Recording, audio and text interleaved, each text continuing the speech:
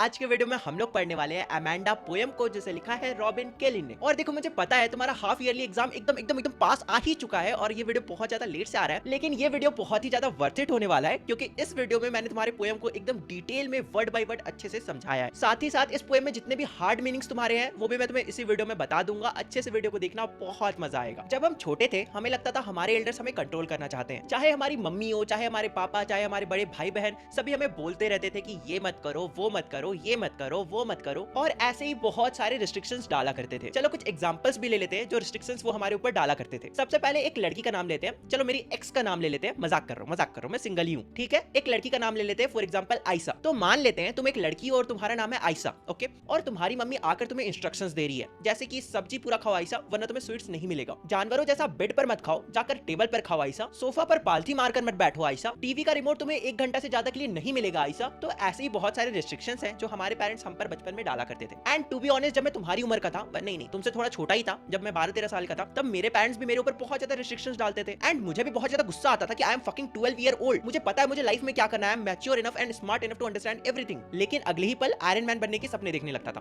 खैर, पोयम पे आते हैं, ओके। तो उसी तरह से इस चैप्टर में एक लड़की है जिसका नाम आयशा तो नहीं है, बट उसका नाम अमांडा है, और उसकी मम्मी उसके ऊपर बहुत सारे रिस्ट्रिक्शंस डाल रही है, जिसके कारण वो बहुत ही ज्यादा इरिटेट हो जाती है। लेकिन वो अपनी मम्मी से लड़ती नहीं है, बल्कि कुछ और ही रिएक्ट करती है, जो कि हम तब जान पाएंगे जब हम पोयम को पढ़ेंगे। तो चलो चैप्टर का एक्सप्लेनेशन स्टार्ट करते हैं। Don't bite your nails Amanda, don't hunch your shoulders Amanda, stop that slouching and sit up straight Amanda. तो देखो, यहाँ पर हंच का मतलब होता है to bend your back and shoulders forward in a round shape, मतलब ऐसे पीठ झुकाकर बैठना, बहुत ही सिंपल वे में। उसके बाद अगला हार्ड वर्ड है स्लाउचिंग। यहाँ पे स्लाउचिंग का मतलब होता है to sit in a lazy way with your head and shoulders hanging down, मतलब कि बिल्कुल ऐसे जैसे मैं बैठा हूं ना, मतलब अभी खड़ा हूं ना, ऐसे ऐसे करके बैठी हुई है वो, एकदम लेजी वे में। समझ रहे हो बात को? तो बेसिकली इस स्टैंजा में अमांडा की मम्मी उससे कह रही है कि अपने नाखून को मत चबाओ अमांडा, पीठ को झुकाकर मत बैठो अमांडा, सुस्त होकर मत बैठो, एक्टिव रहो अमांडा, सीधा बैठो अमांडा। बस इस स्टैंजा में वो इतना ही बोल रही है। चलो अब सेकंड स्टैंजा को देखते हैं। There is a languid emerald sea where the solo inhabitant is me, a mermaid drifting peacefully। तो यहाँ पर लैंग्विड का मतलब होता है स्थिर या फिर शांत। एमरल्ड सी का मतलब होता है ग्रीन ओशियन, हरा समुद्र, क्योंकि एमरल्ड जो होता है ना, वो एक तरह का ग्रीन कलर का स्टोन भी होता है, जो ज्यादातर ज्योतिष वगैरह लोग यूज करते हैं और बहुत सारे लोग पहनते भी हैं। फिर आते हैं मरमेड। मरमेड का बेसिकली मतलब जलपरी होता है, इसको समझाने की जरूरत नहीं है। उसके बाद आते हैं ब्लिसफुली। ब्लिसफुली का मतलब होता है हैप्पीली, मतलब कि इस स्टैंजा में अमांडा जो है ना, वो अपनी मम्मी के इंस्ट्रक्शन से बहुत ही ज्यादा तंग आ चुकी है और वो सोच रही है कि एक स्थिर हरे समुद्र में वो एक अकेली जलपरी है जो आराम से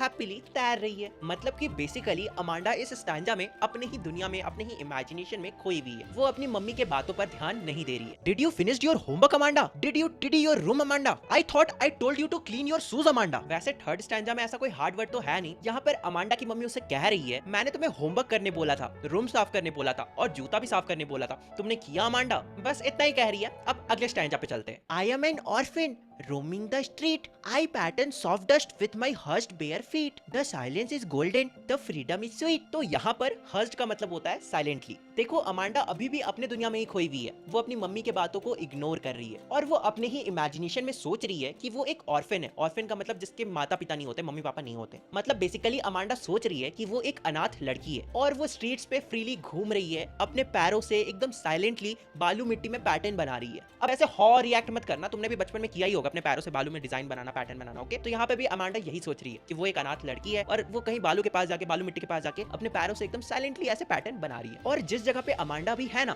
वहाँ पर बहुत ज्यादा शांति भी है और आजादी भी है, मतलब साइलेंस भी है क्योंकि अमांडा को कोई टोकने वाला नहीं है, और फ्रीडम भी है क्योंकि वो जो चाहे वो कर सकती है। इसके बाद हम चलते हैं हमारे स्टैंजा 5 में, जहाँ पर उसकी मम्मी फिर से उसे कुछ बोलने वाली है। Don't eat that chocolate Amanda, remember your acne Amanda, will you please look at me when I am speaking to you Amanda. ये स्टैंजा भी बहुत ही सिंपल सा स्टैंजा है, इसमें भी कोई हार्ड वर्ड नहीं है। यहाँ पर अमांडा की मम्मी फिर से बोल रही है कि चॉकलेट मत खाओ अमांडा, तुम्हारे फेस में जो एक्ने है उसको भूल गए क्या, वो बढ़ जाएगा। और ये कैसा